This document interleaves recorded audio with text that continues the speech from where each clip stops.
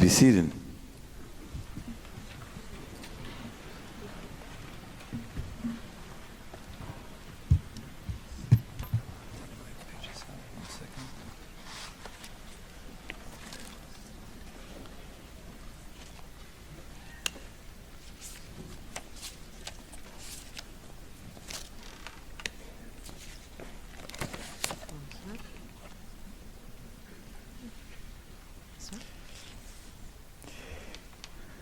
So here's a story.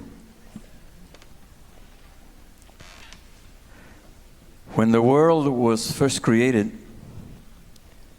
God filled the world with a sacred light known as the primordial light. It came into being when God said, "Let there be light." It was not the light of the sun. The sun did not come into being until the fourth day. This was a miraculous, powerful light by which it was possible for Adam and Eve to see from one end of the world to the other. When Adam and Eve ate the forbidden fruit, the first thing they lost was that very precious light. Without it, the world seemed dark to them, for the sun shone like a candle in comparison. God feared that if the light fell into the hands of wicked people, creation would turn back into primordial chaos. The light had to be hidden, and God stored it away for the righteous in the world to come. But God preserved one small part of that precious light in this world, inside a glowing stone. And the angel Raziel delivered this stone to Adam and Eve after they had been expelled from the garden. This jewel, known as Tzohar, sometimes glowed and sometimes hid its light. Before his death, Adam gave the Tzohar to his son Seth, who passed it down the generations until it reached Noah, who brought it with him on the ark, as God had instructed Noah. Put the Tzohar in the ark. Noah hung it on the deck, and for 40 days and nights it illuminated the ark during the flood.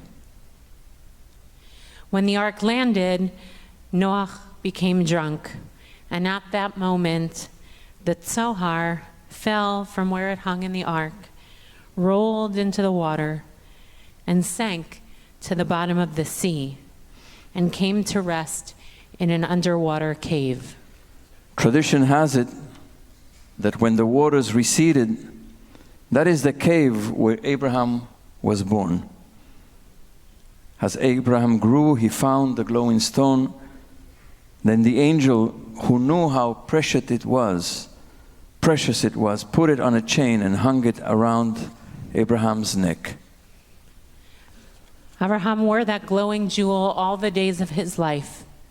Before his death, Abraham gave it to his son Yitzchak, and Yitzchak gave it to Yaakov at the time he gave him the stolen blessing. Yaakov was wearing the Tzohar when he dreamed of the ladder reaching heaven, and he, in turn, gave the stone to his beloved son Yosef when he gave him the coat of many colors. Eventually, Yosef placed that glowing stone of the Tzohar inside his silver cup and discovered that by peering into it, he could read the future and interpret dreams. The precious jewel was placed inside Yosef's coffin at the time of his death, and it remained there until Moshe recovered Yosef's coffin with the help of Serach bat Asher.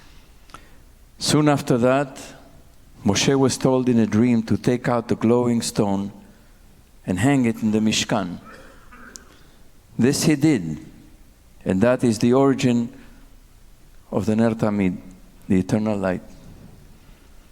And that is why, even to this day, an eternal light burns above every ark, in every synagogue, everywhere in the world. It's a beautiful story, no? So what does this story come to teach us? That, of course, light is a metaphor for a lot of things. It's a metaphor for human awareness and understanding and knowledge and insight. It's a metaphor for goodness and holiness. And the story confirms something that we know very deeply, that we live in partial knowing. We only have a little bit of the light. We live without certainty, in the dark. And even with all our knowledge, and we live in an age where we have so much access to knowledge, sometimes too much access to knowledge, but there is an inescapable, eternal state of mystery that is the nature of the human condition. Well, that's part of the human condition, to live with uncertainty, no guarantees. No one who doesn't have any guarantees about life, about our future. We have no guarantees about the continuity of life, of humanity in this earth. We feel often that life is more outside our control than we would like it. We live with great fear. We feel unsettled. We mentioned climate. Now it's artificial intelligence. Who knows what will happen with the governments as around the world, as many countries fall into the hands of authoritarianism. And the sense that we don't know, that we can't control it all, is really, really humbling. We have a little bit of the light, but most of that light, most of the knowledge, most of the certainty is stored away. Many texts in our tradition offer certainty. If you do this, you will get that. If you know, the theology of reward and punishment, you do the right action at the right time, and you will guarantee the right outcome. In other words, a sense that our actions have a control, give us control over our reality. We choose to lift up texts that give us a sense that we live without guarantees. We feel that these texts are bespeak more our situation, our condition of uncertainty. There are plenty of the other texts, but we choose, with many of our colleagues, have a tendency or a preference for the texts that translate in many ways, or stories that give voice to that deep feeling of uncertainty, of being unsettled, of being in the search. And I think that gives us a certain amount of humility with respect to our lives and with respect to the reality in which we live. I think also we were speaking about this a couple of weeks ago, that the rabbinate doesn't expose you to a life of certainty. Living in the life of a congregation and seeing how things unfold, and beautiful people who have horrible illness, or the uncertainty and the unexpected things that happen in the world, it's like we're up close in some way. And I think there's something about it feels false to actually rely on kind of the aspect of certainty in the tradition. Not that we don't believe we have agency, but that there's a sense that when you see it up close time and time again, there's a certain amount of, it would feel inauthentic in some way to hold up that side more than the other side. That I think it affirms what we see to be true in the life I don't know, it's not just our community, it's any community, no? Yeah. Yeah. At the same time, the fact that there is a little bit of light and that most of the light is hidden is an incentive to go searching. And we can't live with certainty, but we can live with a longing that incentivates the searching. We know that there's darkness. We know also that there's light. It's not just darkness. It's just not darkness. Right. And so there is this longing, and I think that's part of our religious quest, our religious lives, and that's the type of spiritual pursuit I think that we all embrace and that we promote here, which is to be in the search for more light, to be in the search for more meaning. Art Green, Rabbi Art Green, our teacher, says meaning is still to be found. Absurdity and arbitrariness exist. We don't deny it, but we defy it. That's the thing. It's to defy the darkness, to define the meaninglessness, to defy the absurdity. We look into the face of darkness and we affirm that light still exists. Darkness represents a truth, he says. We don't deny it, but there is a deeper truth.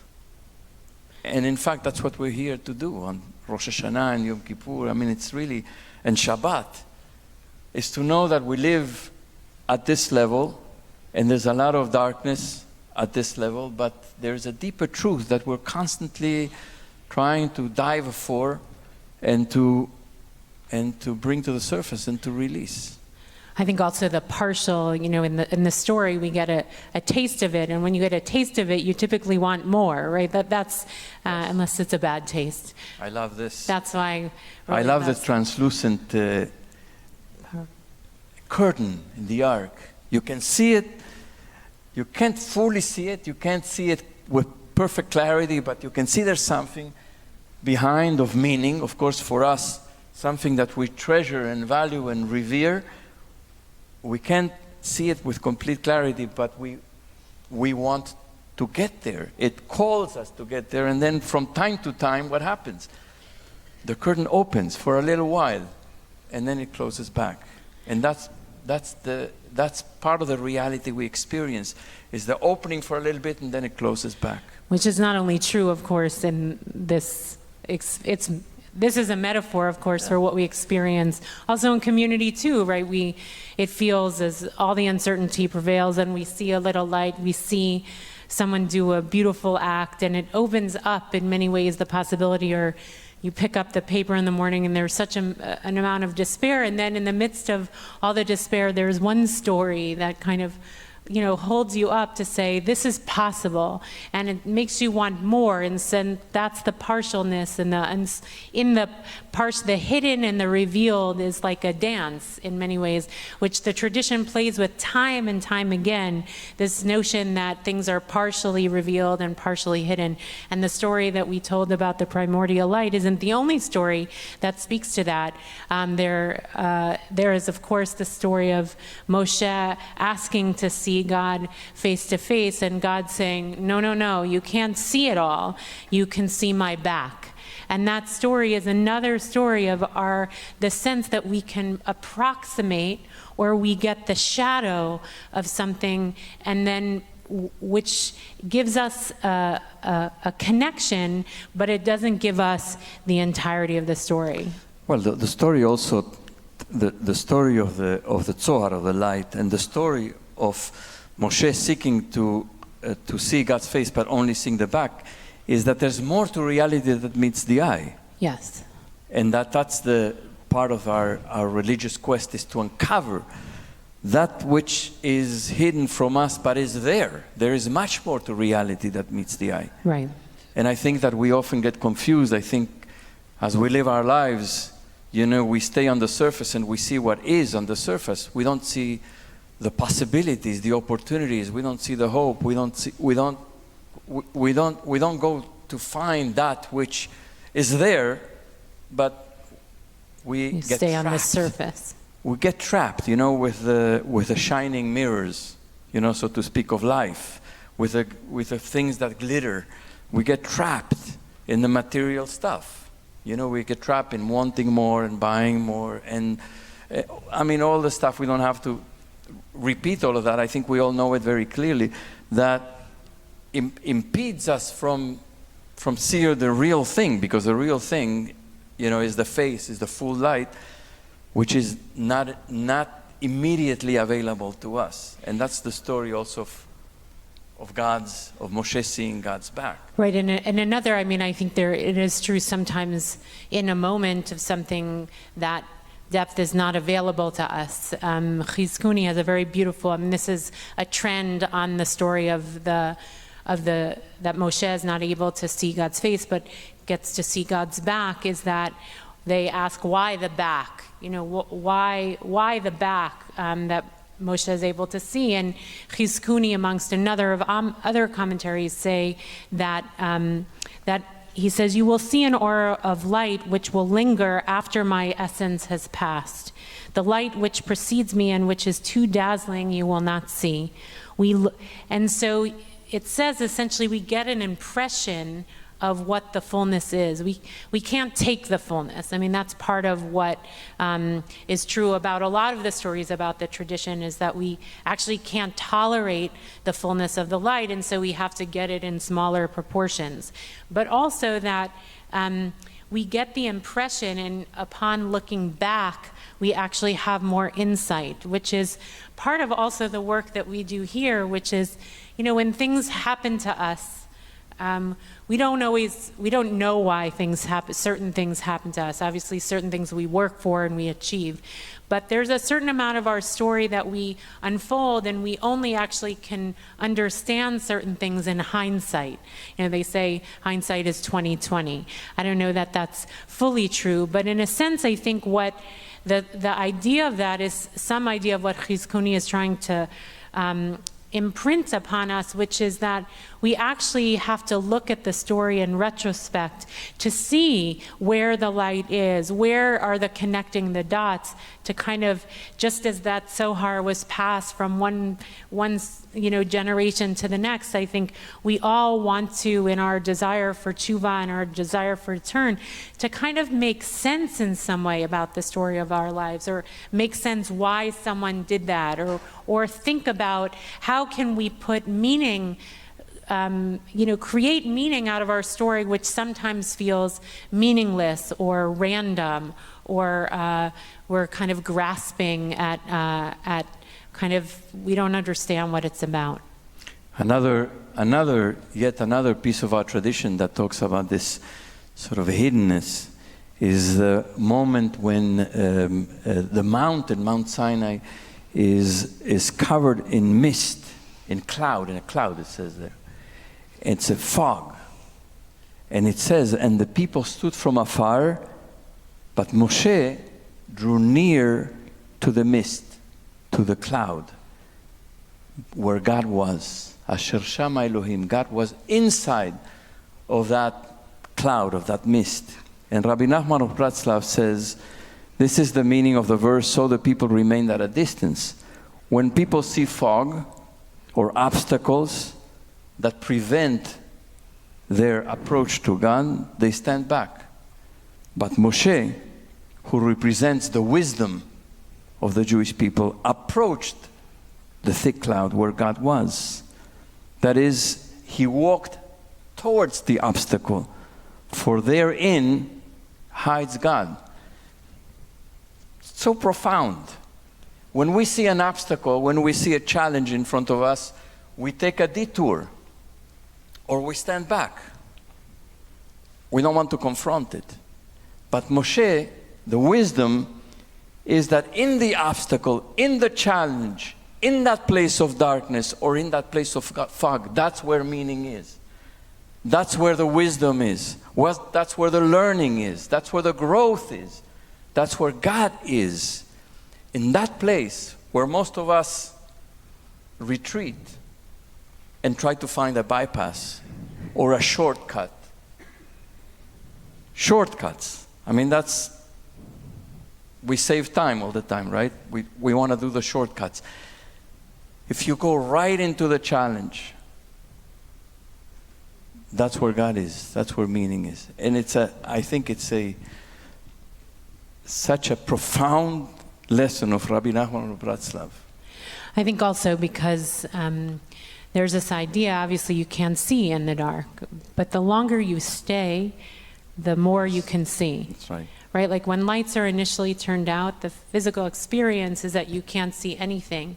And as you stay in either fog or darkness, you actually get better vision walking through it. And I think there's a sense in this that by being willing to stay in the uncertainty, in the not knowing, and walk into it, you actually get the hints of how to move through it.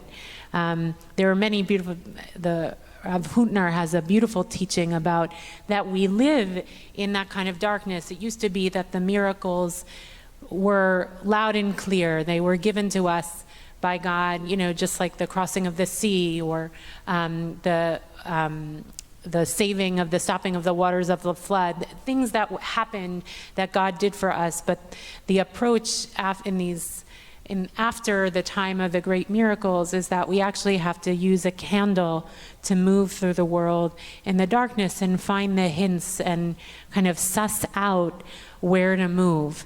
And there's a sense of both faithfulness in the darkness and trying to look for the light in that place, which is an unsteady place, but is in many ways the only way we have to walk in the world unless we want to stay and live on the sidelines, which is not a way to actually live. So we've spent the last number of weeks talking about the stories that matter to us.